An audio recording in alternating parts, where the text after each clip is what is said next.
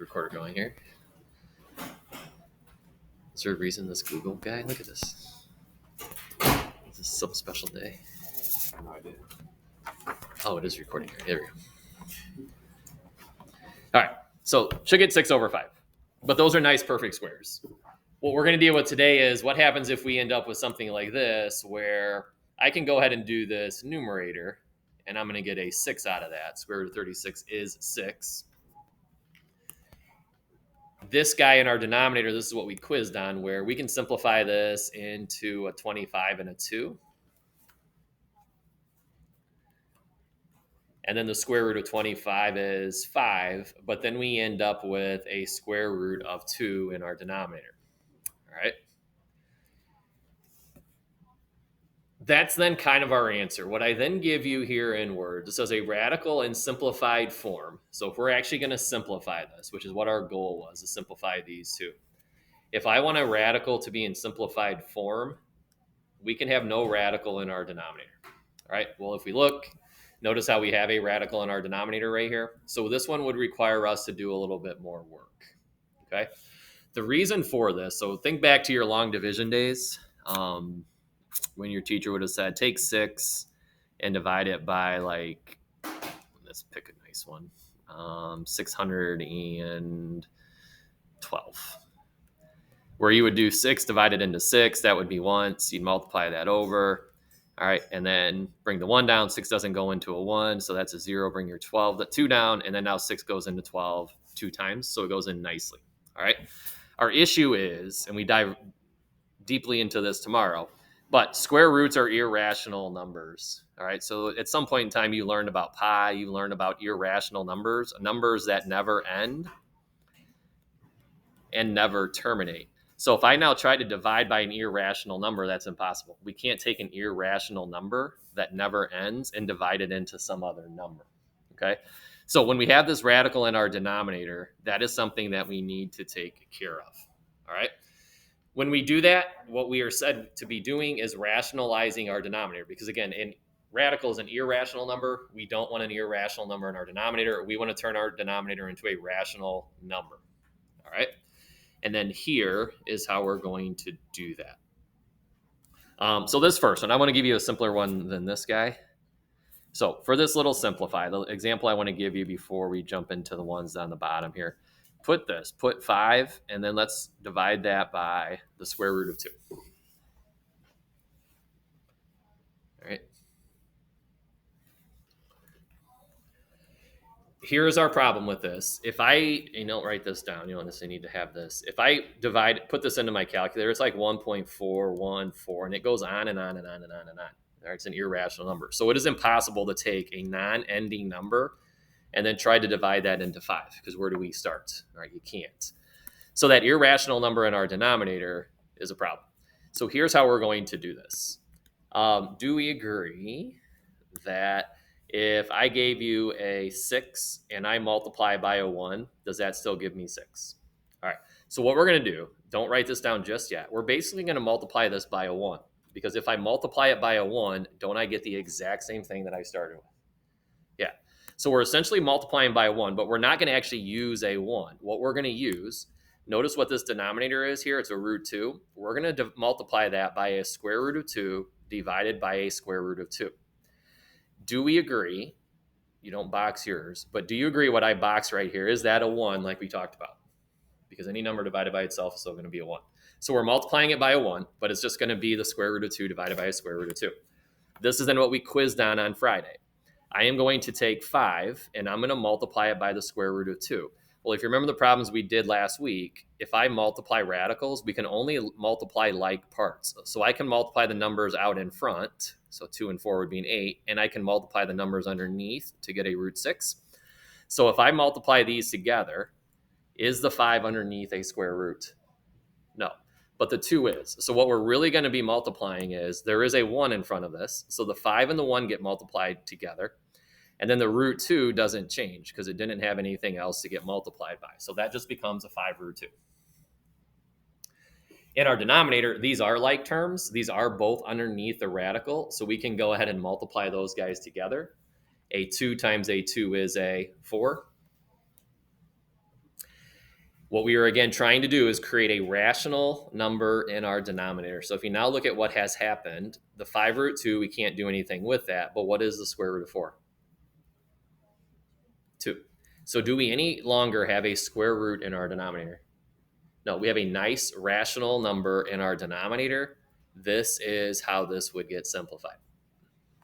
All right.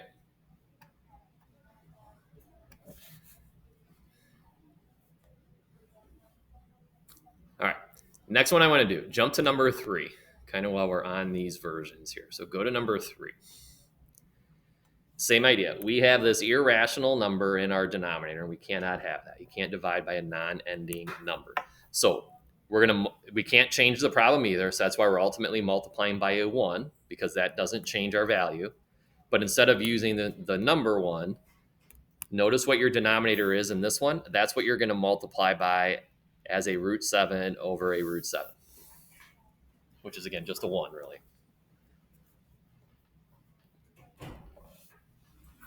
In the numerator, we just have a 1 in front of the root 7, so the 3 and the 1 can get multiplied together, but then the root 7 wouldn't get changed.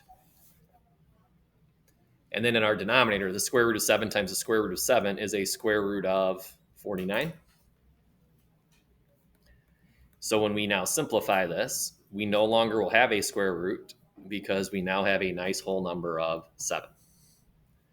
All right, and then that's pretty much our answer, 3 root 7, and then divided that by 7.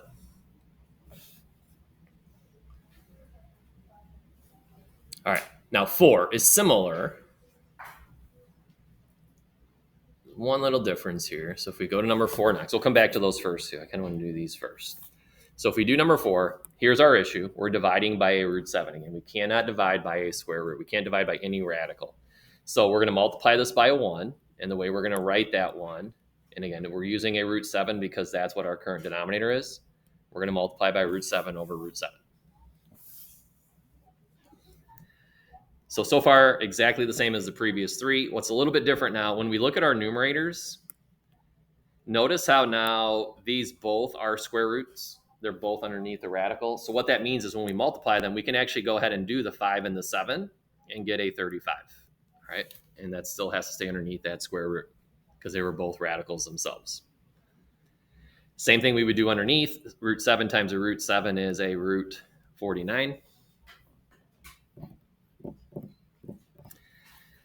We now know that we just did it. The square root of 7 or 49 is 7, and we don't have that radical in our denominator anymore. 35 is kind of a big number. It's one that you may think, yeah, I can simplify that a little bit. But if we try to break down 35, the only way to get a 35, remember what we did on our quiz on Friday, is a 7 and a 5. That's it. Or either one of those a perfect square. No. So that's it. You just have to leave this as the square root of 35. All right.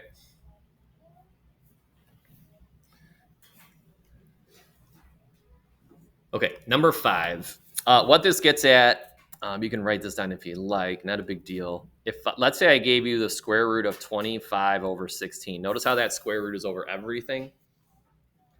As long as it is over everything, what that means is we would just take the square root of each of them. So if I gave you this little problem, you would actually do the square root of 25 over the square root of 16, and then this one would work out nicely to just be a 5 over a 4.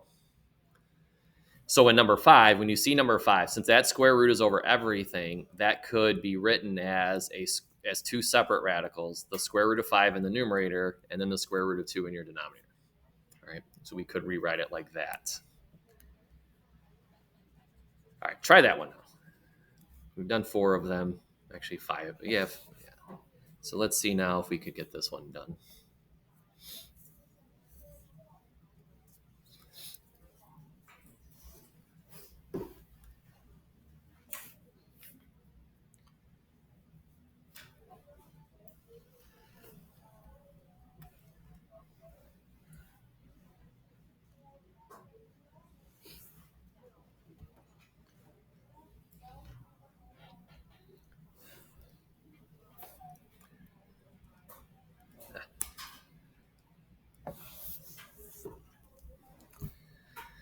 All right, Joel, what would we need to multiply by here?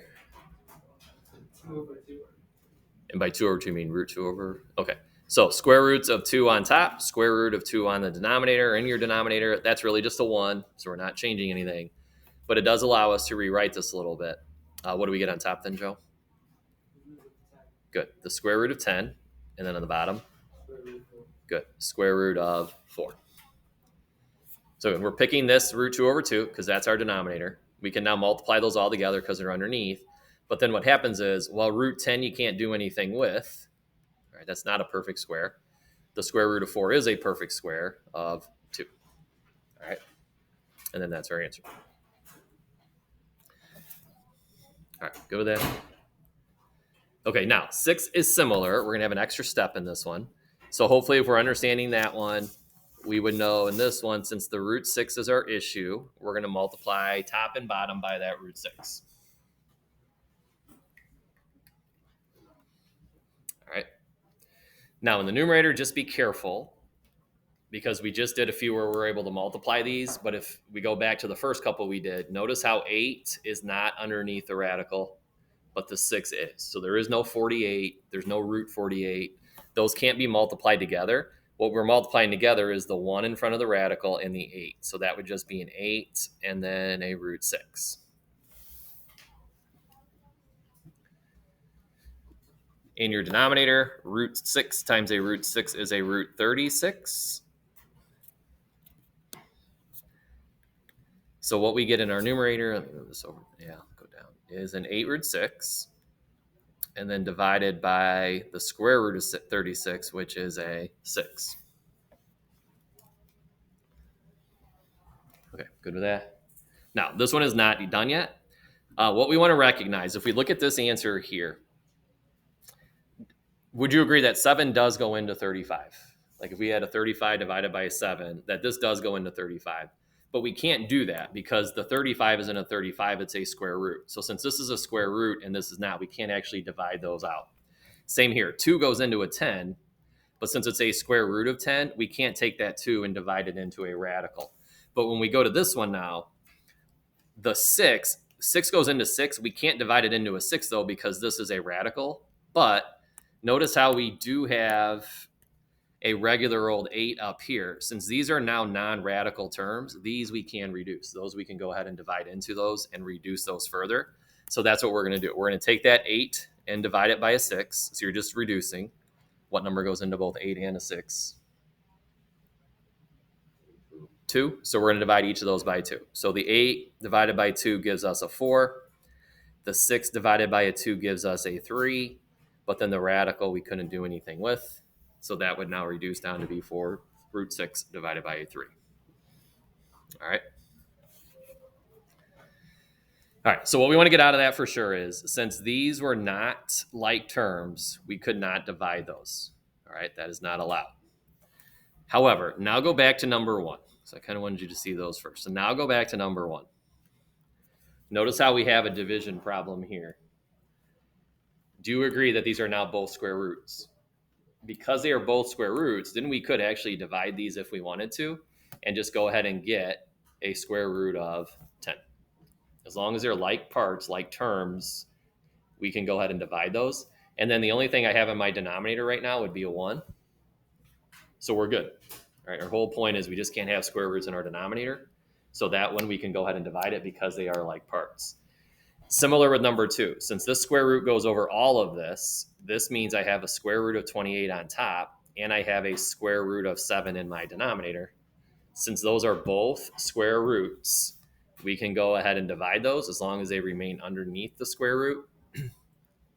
28 divided by 7 is 4. And then this one ends up just 12 because the square root of 4 is a 2. All right. So as long as they're the same type of a number, we can either multiply them or divide them. Okay, try number 7. You can see there's not a ton of these because usually after 9 or 10, people start getting the gist of this. So try number 7. Let's see if we can get through that. Actually, just do all 3 of them. None of these are anything new than we've already seen, and see if we can get them all.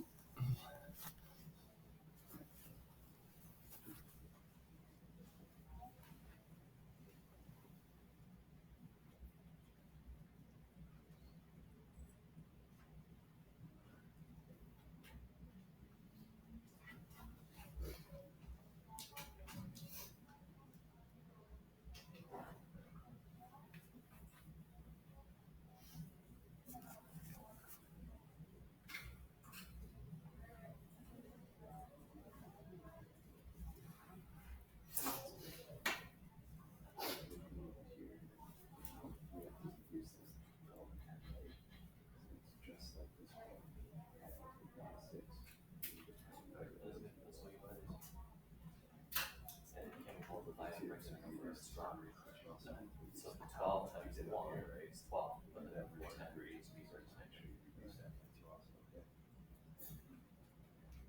And then since these are both underneath the square root, this 100 has to stay underneath the square root also.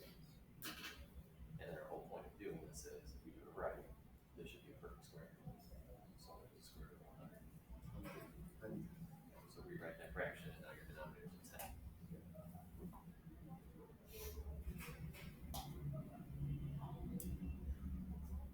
Good. And then now you have to decide, can I take this 10 divided into root 10? No, they're not like, but I can take a 10 and divide it into 4. So that will be 7.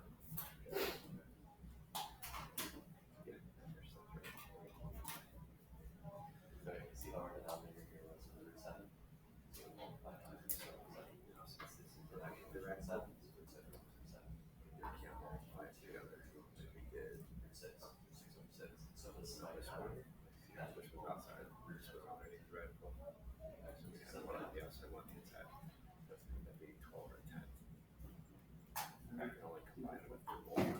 No, you just think that. Our whole reason we're doing this is the idea that if I have 7 and I multiply by 1, I still get the same thing. But instead of doing this times 1, because that will give us radical on our denominator, isn't it? You can have solve. And so now we multiply. So 12 times 10. But since this is a radical, this is not square, right? We can't actually do like 120. We just have to write it as 12 times 10. These are over radicals. So what's root 10 times root 10? It's 10 times 10. But since they're already radical, we're going to have a radical 100. So now once we take the square root, nice thing about that is, what is the square root of 100? So you're left with just 10 on the bottom. But then these get reduced. So now these are both 12 by 10. Radical, right? So now we can reduce the 12.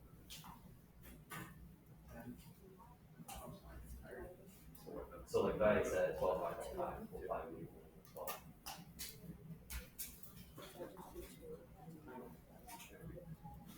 We're trying to do some basically what I both do, right? So it's 12. So we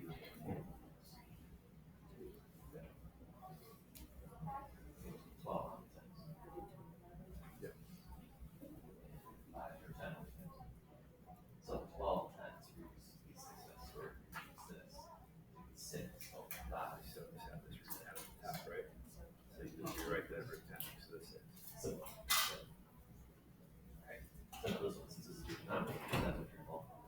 Root 11. This is root 2, you're multiplying root 2. Right.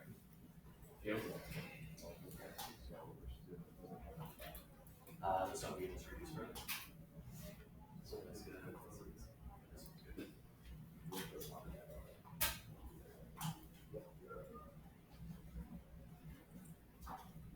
Let's reduce this A.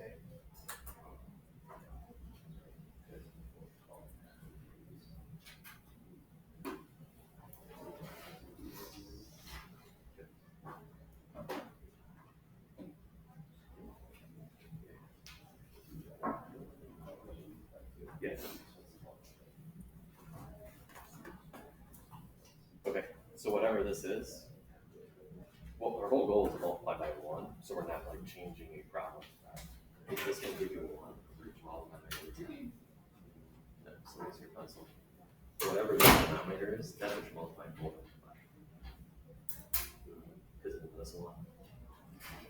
So now, I take the number in front, multiply by that 12, and it stays a root 10. And what's a root 10 and a root 10? Right. So what we get is that 12 root 10, and then what is the square root of 100? Right. And then that just gets reduced. All right. So 2 times 2 is going to give us 4, right? So the square root of 4. So now what's the square root of 4? So this we can't divide 10 into root 10, but we can reduce these things. So what's the square root of 4 is going to be what? Since these are, so like here, this Yeah, one so is it's a just radical. 2 across the radical. So we can't actually like get a 120 out of here. So this is perfect. This is good. But notice how this is a square root. This one is also a square root. So those 5 and 11s we can actually multiply together. Yeah, to make this a root. So it'd be 5. And then the denominator, right, we have it inside. Yeah. 11. Okay, thank you. What's 10 times 10? Oh, is that 100? Okay, that's 60. Okay. Yeah, and then now rewrite this in a new way.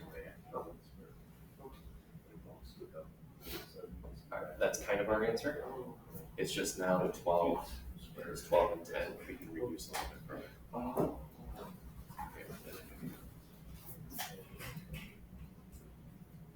So what number goes into 12 again?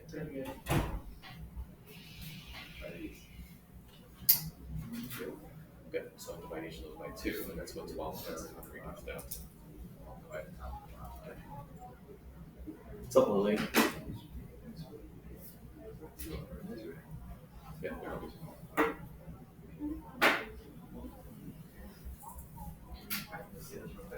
Definitely put around the body. So if we compare these two, see how this is not radical to this one is. So you did this right, you can't actually get 20. See how this one is radical, this one is also radical. So those we actually can multiply together. Right, for 55, as long as we say the square root. Alright. But now I actually do that, what's 10 times 10? 100. And then the next thing about that is, what is the square root of 100? So we've now gotten rid of the radical in our denominator, so now we're left with radicals right now. Do we have one? Say, what's 11 times 11? Right? So we write one. And then what is the square root of 1? And now we're going to radicals right now. So this one's 2, so this is like sort of the numerator, but what's 2 times 2? So this should be 4. And then this is square root of 4. Now this one, this one's got a radical.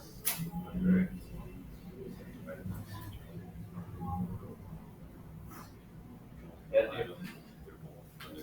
And what do you think here? Root 55 doesn't become just 5, it stays root 55. You use 11 and 5, but square root of 55 so just root 55.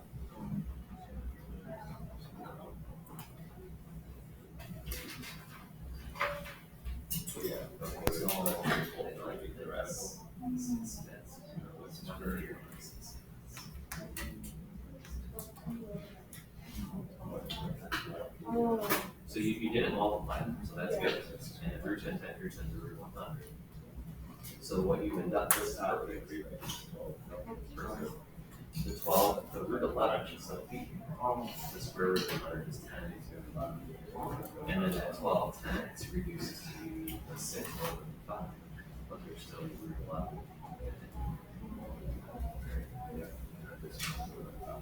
What's 11 times 11? What's the square root of 120? So that what's the square root of 55?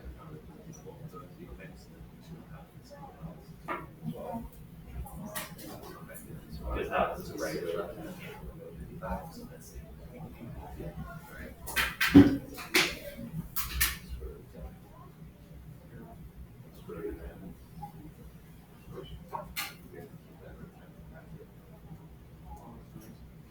so root 10 times root 10 should be a root. What is the square root of 100?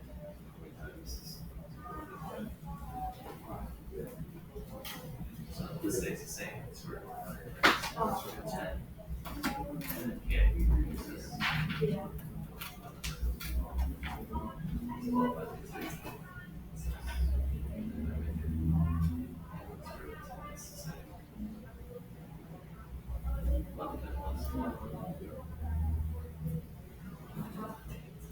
Okay, 12 times 11.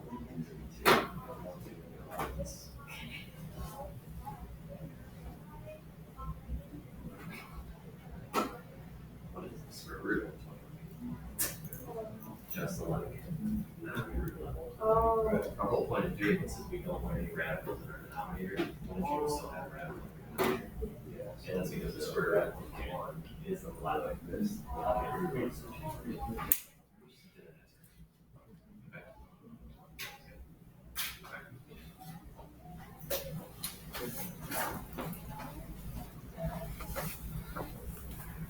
Okay. That's all I got. I guess now you get this done before you go, and if you have questions, you have plenty of time to ask. But this is also a pretty short little assignment.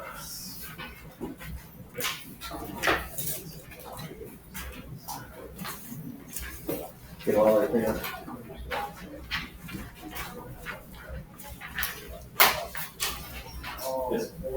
Yeah.